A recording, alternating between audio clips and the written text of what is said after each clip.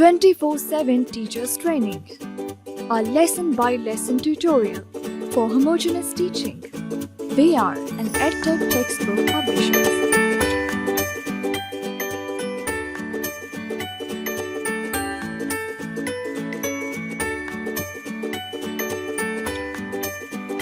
बिस्मिल्लाहिर्रहमानिर्रहीम।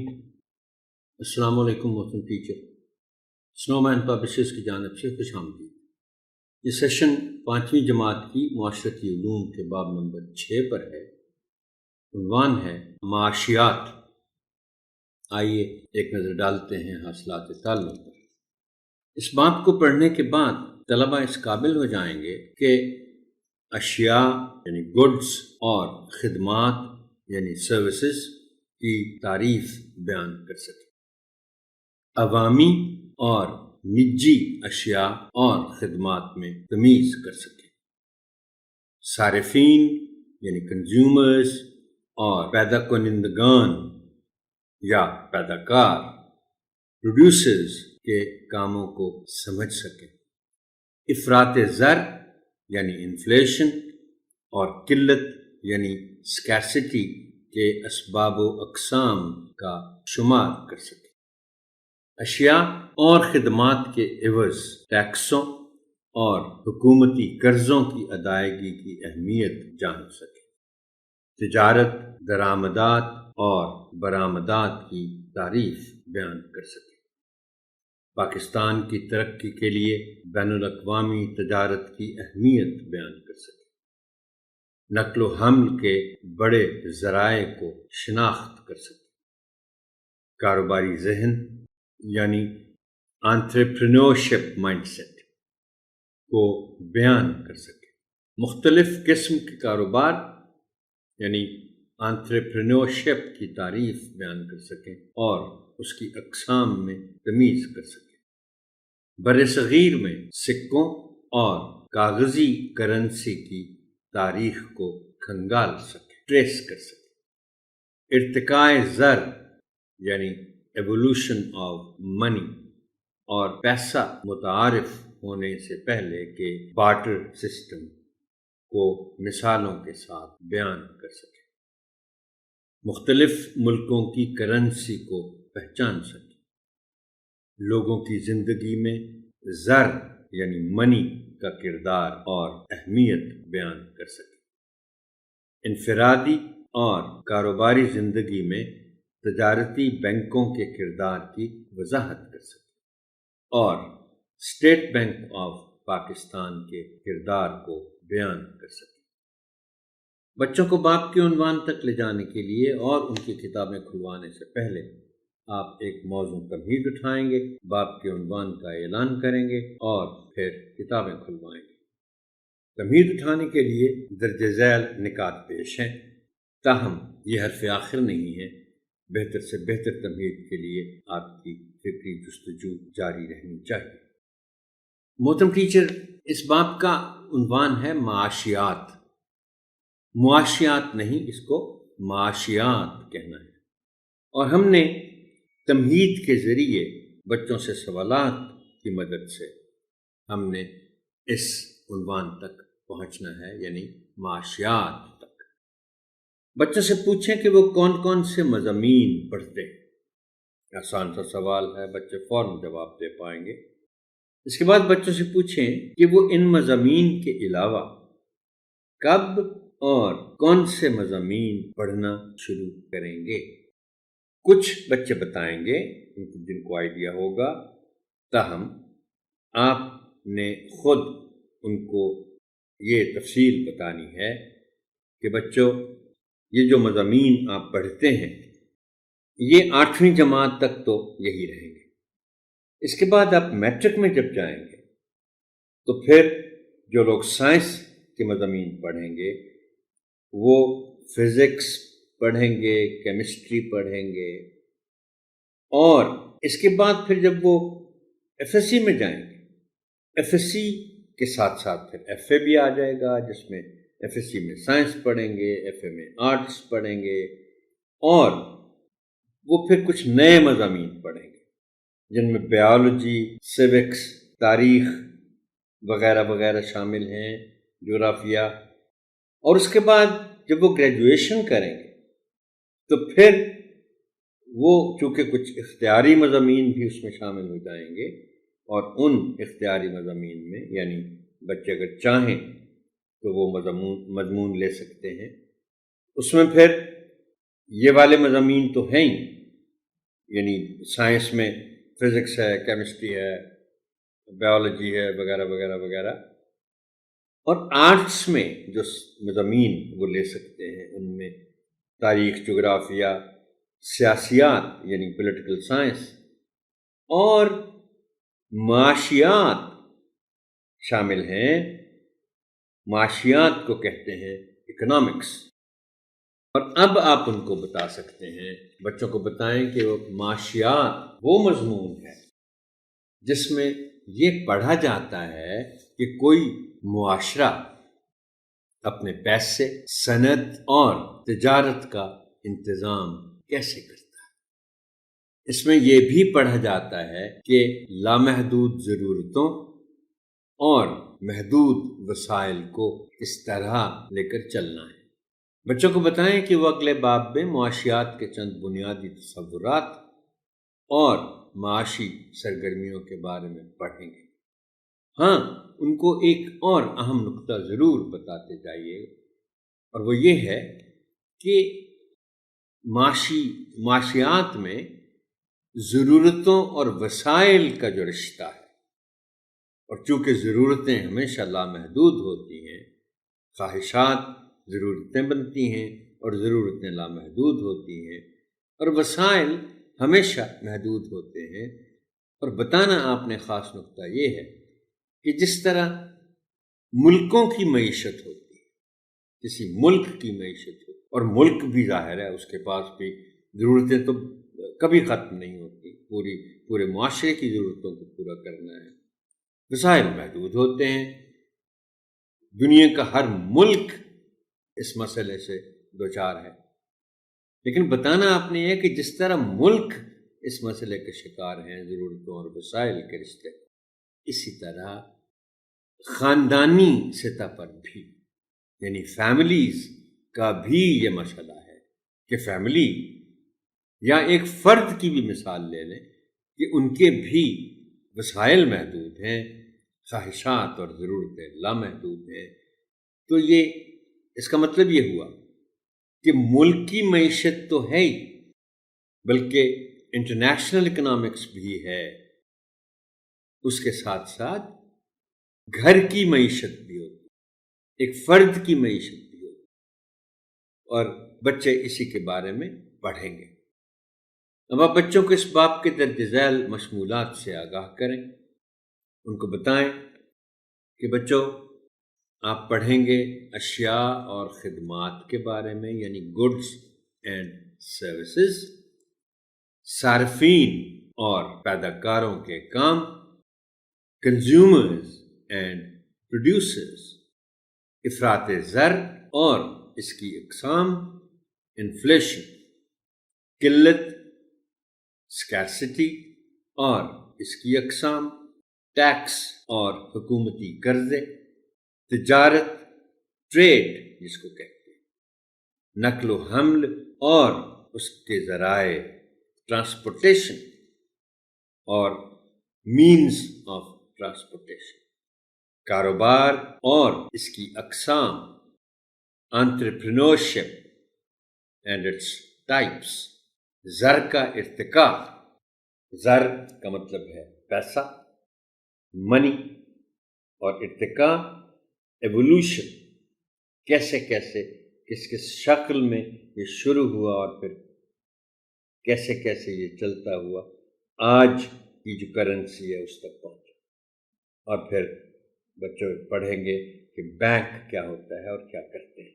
تدریسی تیاری کے لیے مشورے، پہلا مشورہ وہی معمول کا کہ آپ کو مہیا کیے گئے نصابی بریک اپ کے مطابق اس باب کو اسباق میں تقسیم کریں اور ان کے مطابق اپنے سبقی منصوبے تیار کریں۔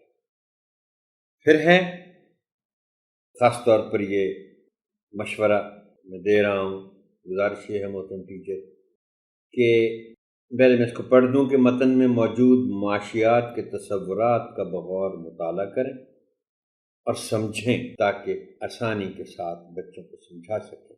اب اس میں خاص نقطہ یہ ہے محترم ٹیچر کہ معاشیات چونکہ ایک ایسا مضمون ہے جو انٹرمیڈیٹ کے بعد پڑھا جاتا ہے، اور وہ بھی ظاہر ہے سب طلبہ نہیں پڑھتے، یہ تو وہی پڑھیں گے جو اس کے لیے جو آپٹ کریں گے، اختیاری مضمون کے طور پر اس کو پڑھیں گے۔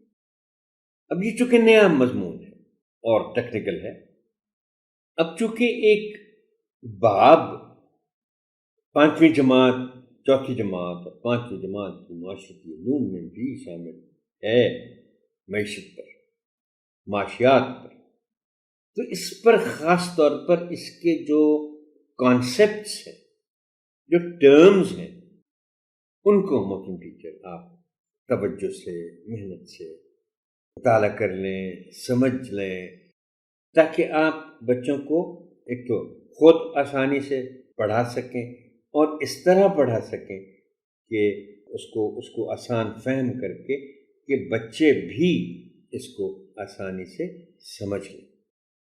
اور آخری مشورہ پھر وہی معمول کا کہ پہلے سے کافی سوچ بچار کر کے منصوبہ بندی کریں کہ دی گئی سرگرمیوں عملی کام کو کیسے کروایا جائے، سرگرمیوں کو قابل عمل اور نتیجہ خیز بنانے کی کوشش کریں۔ اب ہم آتے ہیں فرہنگ الفاظ و معانی کی جانب۔ بلا تفریق، بغیر فرق کیے، برابر سمجھتے ہوئے، مساوات کی بنیاد پر، میسر، موجود، اویلیبل، صارفین، صارف کی جمع ہے، استعمال کرنے والے، کنزیومرز جن کو ہم کہتے ہیں، افراط، زیادتی، کثرت، قلت، کمی، خشک سالی، بارش کا نہ ہونا، ڈراؤٹ جس کو کہتے ہیں انگریزی، کٹوتی، کم کر کے وصولی کرنا، ٹیکس اگر ہے جیسے تنخواہ میں سے ٹیکس کاٹا جاتا ہے، یعنی اگر اسکول ٹیچرز کی تنخواہ میں سے ٹیکس کاٹتا ہے، اگر وہ ٹیکسیبل ہے تو پھر وہ ٹیکس کاٹ کے باقی تنخواہ دے دیتے ہیں، اور جو ٹیکس کاٹا ہے وہ پھر اکٹھے سارے کر کے جو تنخواہوں میں سے وہ پھر حکومت کو بھیج دیتے ہیں۔ اختراع، طبیعت سے نئی بات پیدا کرنا، اختراع، جدت، دونوں ہم معنی الفاظ ہیں، اور اس کے لیے لفظ انوویشن استعمال ہوتا ہے۔ مصنوعات، پروڈکٹس، فیکٹریوں میں تیار کی گئی چیزیں۔ اب ہم آتے ہیں متن سے متعلق تشریحات کی طرف۔ ATM یہ مخفف ہے آٹومیٹڈ ٹیلنگ مشین کا، جس کے ذریعے ہم پیسے نکلواتے ہیں بینک سے۔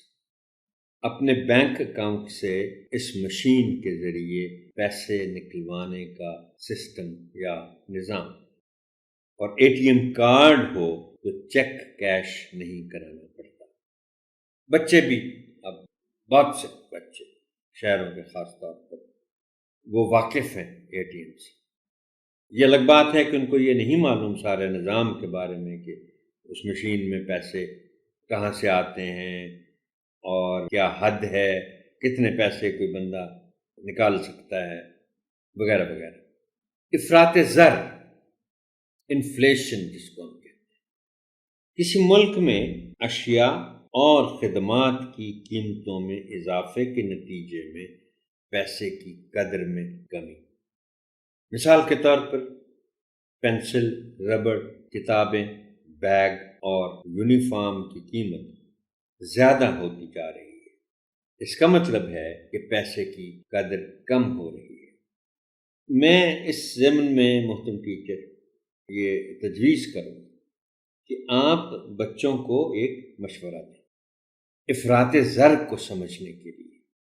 بچوں سے کہیں، دیکھیں کسی بھی معاشرے میں ایک وقت میں 3 نسلیں چل رہی ہوتی ہیں، یعنی آپ ایک گھر کی مثال لے لیں، اس میں دادا دادی ہیں، بچوں کے دادا دادی ہیں، پھر بچوں کے ماں باپ ہیں، ماما بابا ہیں اور پھر بچے خود ہیں۔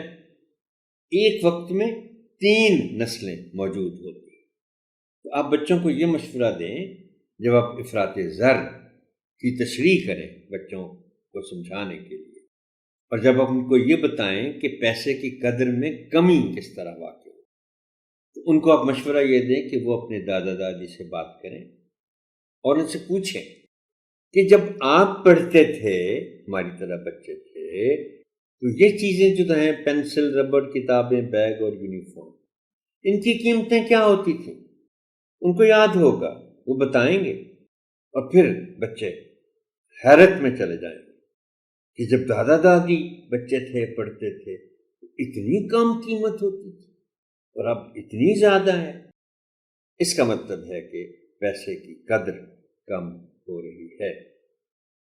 اچھا، ایک جملہ ہے صفحہ 96 پر، میں آپ کی توجہ محترم ٹیچر اس کی طرف مبذول کرانا چاہتا ہوں۔ وہ جملہ ہے پیسے کی اہمیت، ایک پیراگراف ہے، عنوان ہے پیسے کی اہمیت، امپورٹنس آف منی۔ اب اس میں اس پیراگراف کا جو آخری جملہ ہے نا، وہ یہ ہے کہ پیسے کی قدر و قیمت اتنی اہم نہیں جتنی ہماری خود کی ہے۔ پیسہ ہماری روح، تعلقات، وقار، صحت، ذہانت اور خوشی کا نعم البدل یعنی آلٹرنیٹ نہیں ہے۔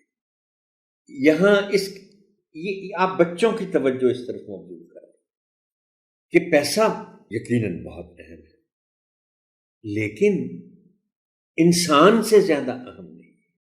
پیسہ بچانا اچھی بات ہے، لیکن اگر پیسہ خرچ کر کے آپ کو صحت ملتی ہے، خوشی ملتی ہے، اور رشتہ داروں وغیرہ جو دوست ہیں ان پر خرچ کر کے بھی اگر آپ کو خوشی ملتی ہے تو پیسہ خرچ کرنا چاہیے، فضول خرچی نہیں۔ تو یہ بہت ایک اہم نقطہ ہے جو آپ بچوں کو بتائیں گے۔ اب ہم آتے ہیں طلباء کے سرگرمیوں اور عملی کام کی طرف۔ یہ صفحہ نمبر 94 پر بالکل آخر میں یہ سرگرمی ہے، اور یہ بڑی دلچسپ سرگرمی ہے۔ اس میں ہے کہ طلباء کے ارد گرد چھوٹی چھوٹی جدتوں پر بات کریں، جیسا کہ وہ پھیری والا جس کی سائیکل پر ریڈیو لگا ہوا ہے۔ طلباء کو کہیں کہ اپنی طرف سے بھی مثالیں پیش کریں۔ پہلے تو محترم ٹیچر آپ بچوں کو لفظ جدت سمجھائیں گے، اس کے معنی بتائیں گے۔ جدت، جس کو انگریزی میں ہم انوویشن کہتے ہیں، جدت کا مطلب ہوتا ہے کہ کوئی کسی کام کو کرنے کے لیے کوئی نیا خیال، نیا طریقہ، نیا آئیڈیا سوچنا اور پھر اس پر عمل کرنا۔ اب یہ میں جو تجویز کر رہا ہوں آپ کے لیے محترم ٹیچر، وہ یہ ہے کہ چونکہ اس میں یہ لکھا ہوا ہے نا کہ طلباء کے ارد گرد، ظاہر ہے گھومتے پھرتے، موٹر سائیکل گاڑی پہ چلتے چلتے بچے دیکھتے ہیں یہ جو جدتیں ہیں۔ ہم کچھ مثالوں کی بات کریں گے اس کے بعد۔ تجویز میں یہ کر رہا ہوں کہ طلباء کو چند روز کا وقت دیں، اس ہدایت کے ساتھ کہ وہ کتاب میں دی گئی سرگرمی میں موجود ریڈیو والی سائیکل کی طرح کی جدتوں کو نوٹ کریں اور دیے گئے وقت تک تیاری کر کے آئیں، اور جو آپ نے ان کے لیے دن مخصوص کیا ہوا ہے اس دن پر یعنی مقررہ دن پر سب بچوں کو باری باری موقع دیں کہ جماعت کے سامنے آ کر مشاہدہ کی گئی جدتوں کے بارے میں بیان کریں۔ ابھی جو مثال ہے، ایک پھیری والا ہے، کوئی چیز بیچ رہا ہے، وہ کھلونے بیچ رہا ہے، کوئی چھوٹی موٹی آئس کریم بیچ رہا ہے، تو اس نے سائیکل پر ریڈیو لگا ہوا ہے۔ جہاں آپ دیکھتے ہیں کہ روزمرہ زندگی میں اب کچھ آپ اپنے مشاہدات بھی پھر بیان کر سکتے ہیں۔ میں بھی کچھ ایسی جدتوں کا ذکر کر دیتا ہوں۔ بچوں کو آپ بتائیں گے کہ دیکھو بچوں، جب ان کا کام ہو جائے بچوں کا، کہ انہوں نے دیکھا ہوگا کہ ایک ریڑھی والا ہے، اس نے وہ فروٹ بیچ رہا ہے، رات کا وقت ہے، اب وہ چاہتا ہے کہ میری ریڑھی پر لگے فروٹ کو لوگ دور سے دیکھ پائیں، تو وہ ریڑھی پر ایک بیٹری رکھتا ہے، اس کو گھر سے چارج کر کے لے آتا ہے، اور اس کے ساتھ وہ ایک لائٹ لگا دیتا ہے، بلب لگا دیتا ہے، وہ پھر ظاہر ریڑھی پر روشنی ہو جاتی ہے، وہ فروٹ بیچتا ہے۔ آپ کبھی کسی سگنل چوک سے گزرتے ہیں تو آپ کو لوگ ملتے ہیں جنہوں نے ایک ہاتھ میں وائپر چھوٹا سا پکڑا ہوتا ہے اور ایک ہاتھ میں اسپریئر ہوتا ہے، جیسے آپ استری کے لیے پانی کا اسپریئر استعمال کرتے ہیں، اور وہ 1 منٹ میں وہ آپ کا جو ونڈ اسکرین ہے گاڑی کا، اس کو وہ واش کر دیتے ہیں۔ آپ دیکھتے ہیں کہ کوئی موٹر سائیکل ہے، موٹر سائیکل کے تو 2 پہیے ہوتے ہیں، لیکن کچھ لوگ اس کو سیف بنانے کے لیے پچھلی طرف اس کے 2 پہیے لگا دیتے ہیں۔ یہ بھی جدت ہے۔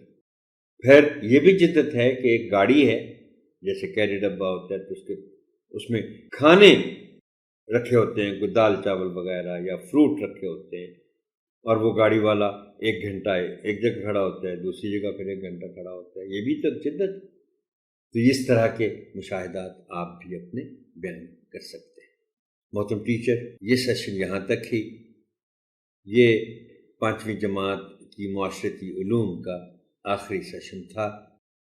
کوشش میں نے کی ہے سارے عرصے میں کہ آپ کے ساتھ کچھ ایسی باتیں کروں، جو کچھ بھی میں آپ کو بتا سکتا ہوں، جس کی مدد سے آپ کے لیے آسان ہو جائے بچوں کو سمجھانا اور آسان فہم کر کے ان کو چیزیں بتانا۔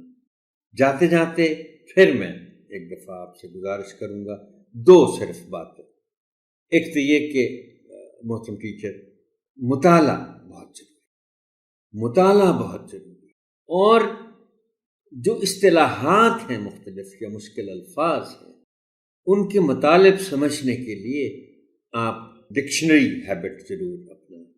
اور تیسرا مشورہ کہ تاریخ اور جغرافیے کا آپس میں جو ربط ہے، اس کے تحت آپ مطالعہ ضرور کریں۔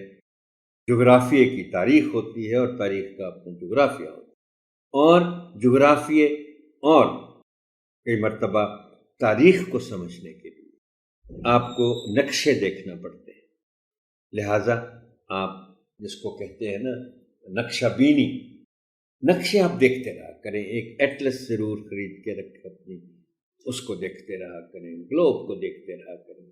آپ کی سماعت کا شکریہ، بلکہ آپ کی سماعتوں کا شکریہ۔ اللہ حافظ۔